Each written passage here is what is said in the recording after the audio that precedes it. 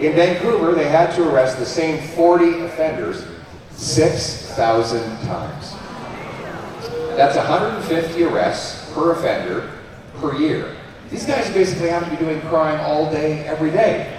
It's like a full-time job. And, this is hard work.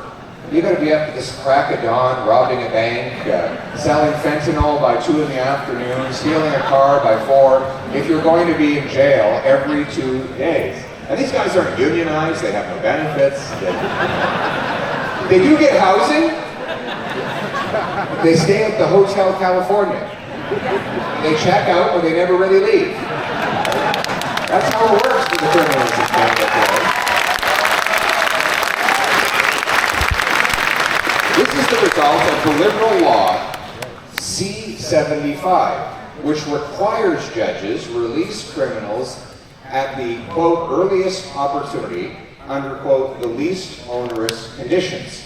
So the judges have no choice but to put them back on the street. And then there's Liberal Bill C-5, which allows house arrest. So if you've stolen 100 cars, you can serve your sentences at home, watching Netflix, or playing Grand Theft Auto. And then there's Liberal Bill C-83, which allowed Paul Bernardo out of a maximum security penitentiary into a medium security penitentiary with relative freedom.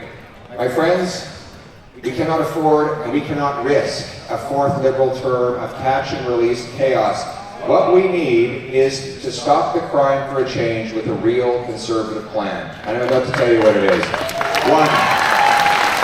We will repeal the catch and release law C-75, house arrest law C-5, the Paul Bernardo get out of jail free card bill C-83, gone, gone, and gone. We will bring in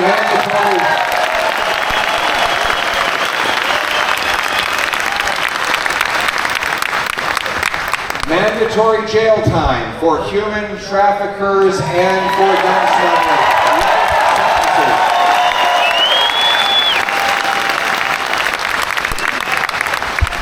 We will also pass a 3 strikes you're outlaw. Here's how it works.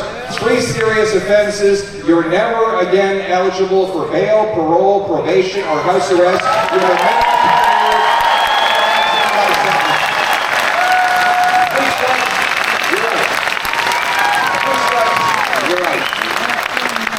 That is how it will work. We will lock up the most serious offenders. Now, the Liberals say, well, you have to build all these jails to accommodate them. Well, actually, I might surprise you to learn this, but the last time we did a big crime crackdown like this was under Prime Minister Stephen Harper.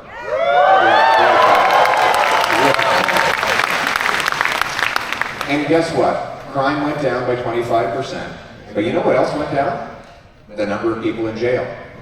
Now you might say, well, how does that add up? More tougher sentences, wouldn't that mean more people in jail? What actually happened was, first of all, the repeat offenders, they're in and out all day anyway.